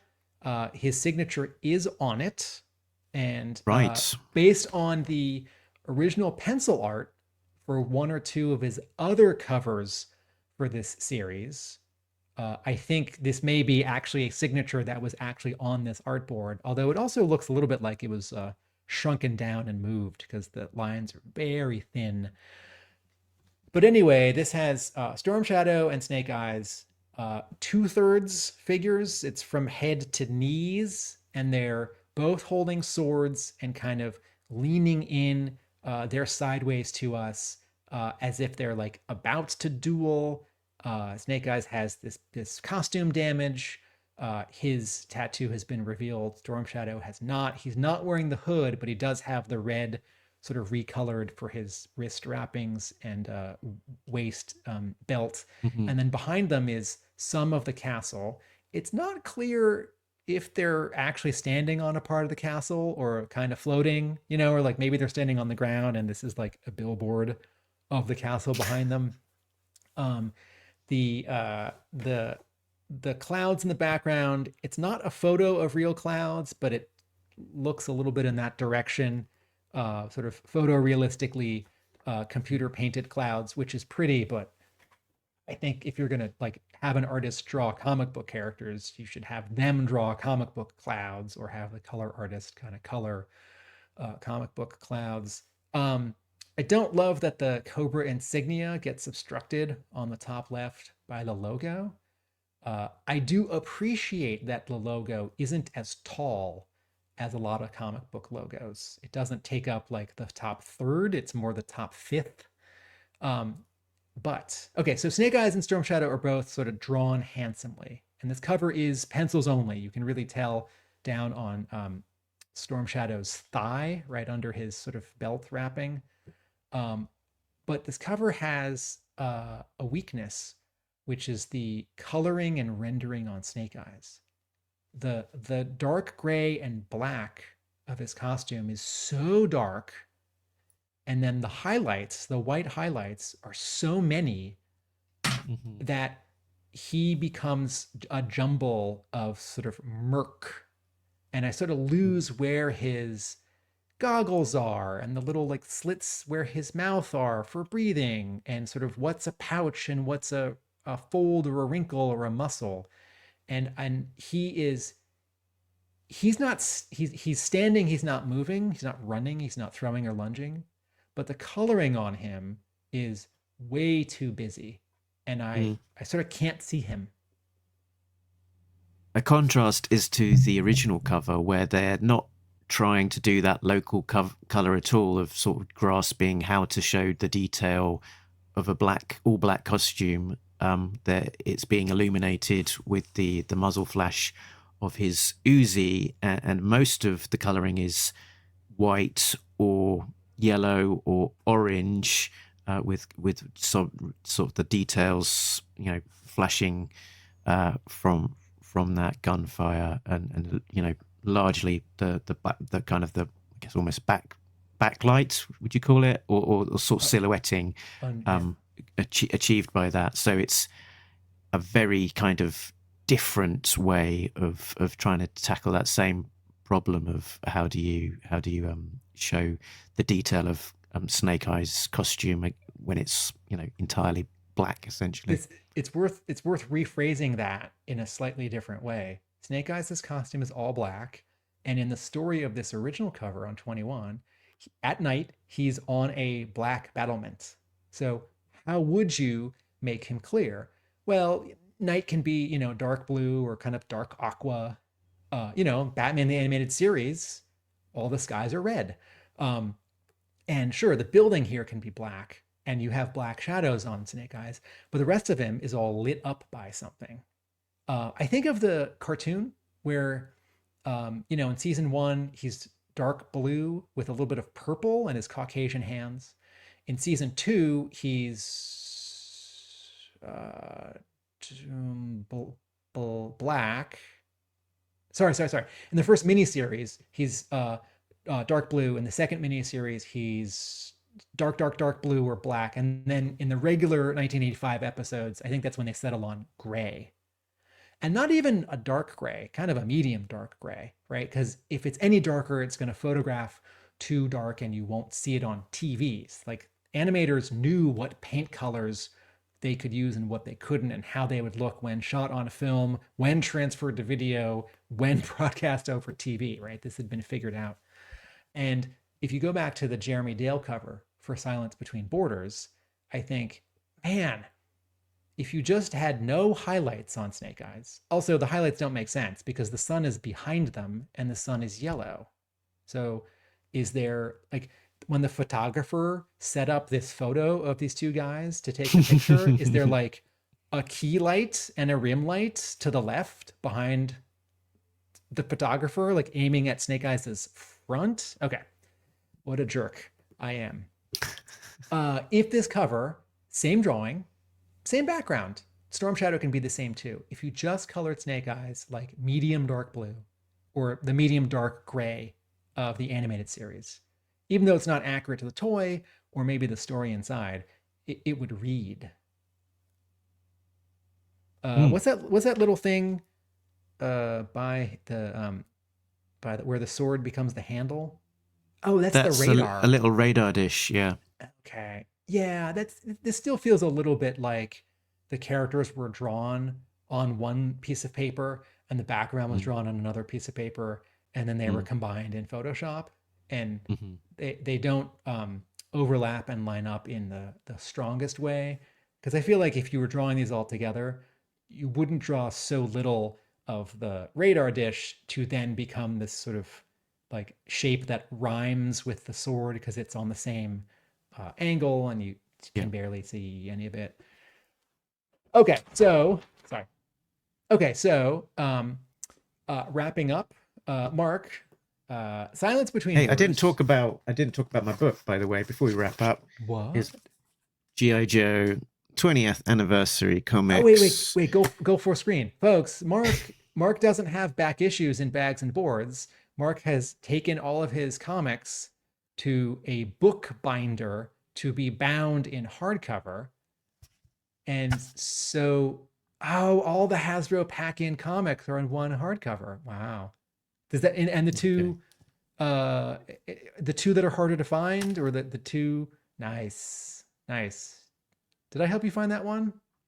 You did, yes. What a good friend I am. Go. Oh, and the Valor vs. Venom one. Can't wait till we talk about that one on Talking Joe. So, wait. Can you show the spine again? You had 3 names. I had Hama, Dale, and I think Go. G-O-H, who drew some of the other ones? G-O-H, yeah. Cool. Okay, so some wrap-up thoughts on G.I. Joe 21B, Silence Between Borders. This comic is a combination of things we've already seen that were done better, things we don't need to see, and things that jump awkwardly or don't make sense without the original issue 21 handy. And I think this is a noble failure. I think this comic is a failure. This isn't a near miss or a disappointment. I think this comic is a failure. It doesn't work. But if you've got 400 issues of G.I. Joe written by the same guy, 2 or 5 or 10 of them are going to be real duds, right? Some of you think that number is much higher. And but I do appreciate the attempt.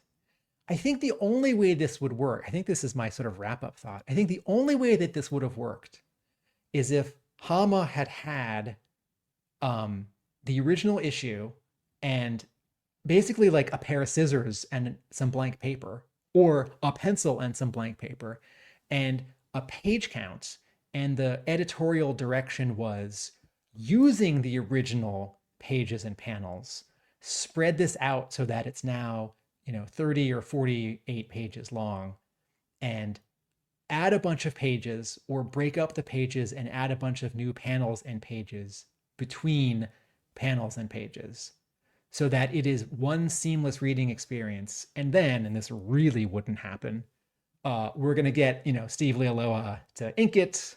Hama would not just write, but would provide breakdowns.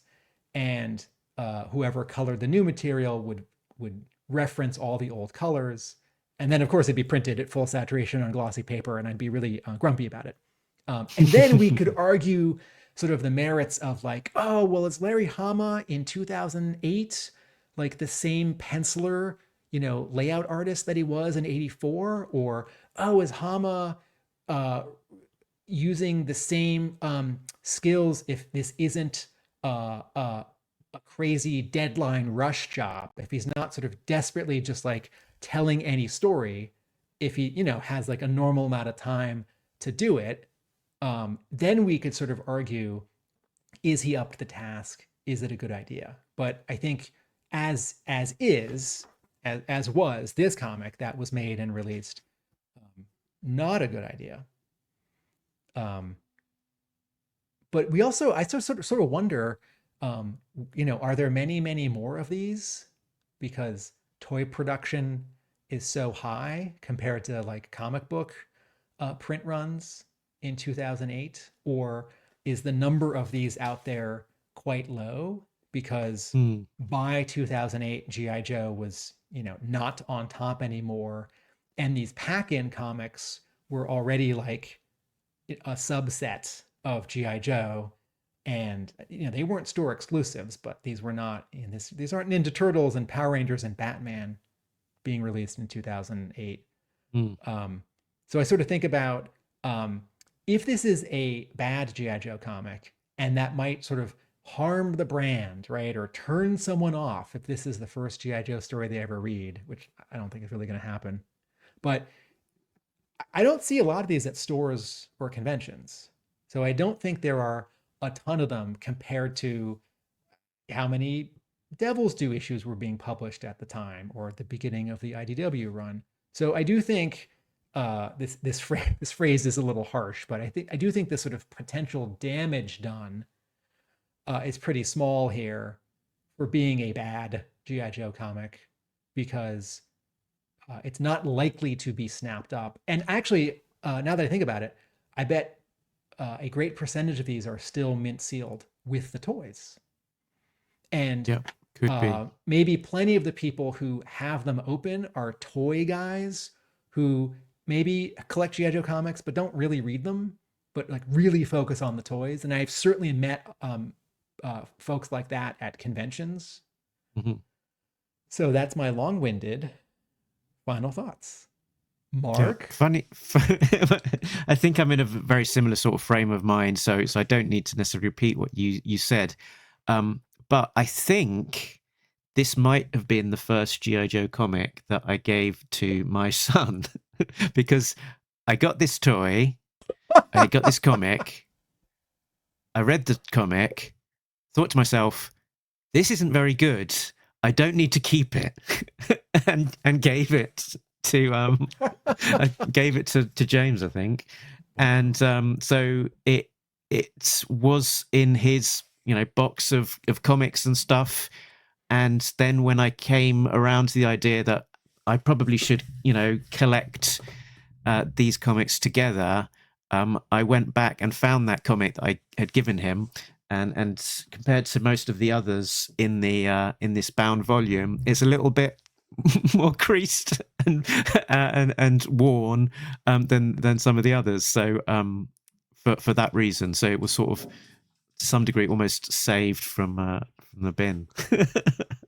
Taking my thought and your thought and splitting the difference, do you think this comic made a positive or a negative impression on your son for being what sounds like an early G.I. Joe comic that he read? Yeah, I don't know that he'd necessarily paid a huge amount of time to it. To be honest, I don't think it particularly registered.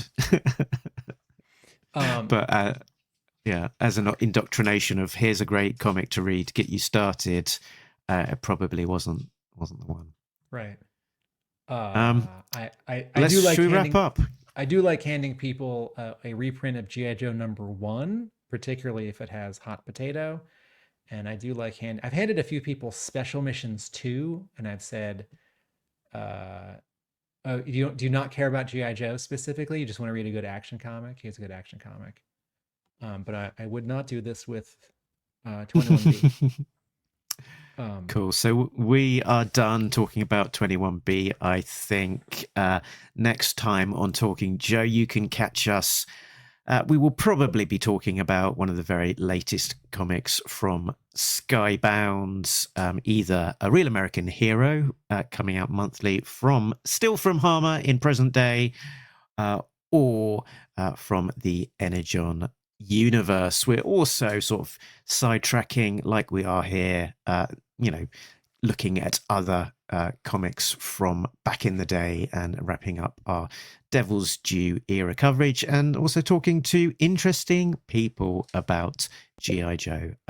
You can find us. Go on. Does this need a jingle? Does this series need a jingle? I'm thinking of the Aerosmith song Toys in the Attic. And could the lyrics be rewritten as Toys with a Comic? Okay. You're welcome. I'll definitely not do that.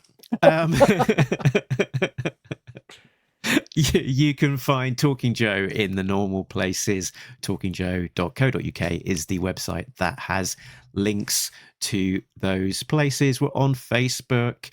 We are on Twitter. We're on Instagram. We're on YouTube. You might be viewing us on YouTube as we speak, or you might be listening to the audio-only version of the podcast, which is typically the YouTube video, with a little bit of extra TLC to make it optimized for your listening experience. The colors are all brighter, and it's on glossy white paper.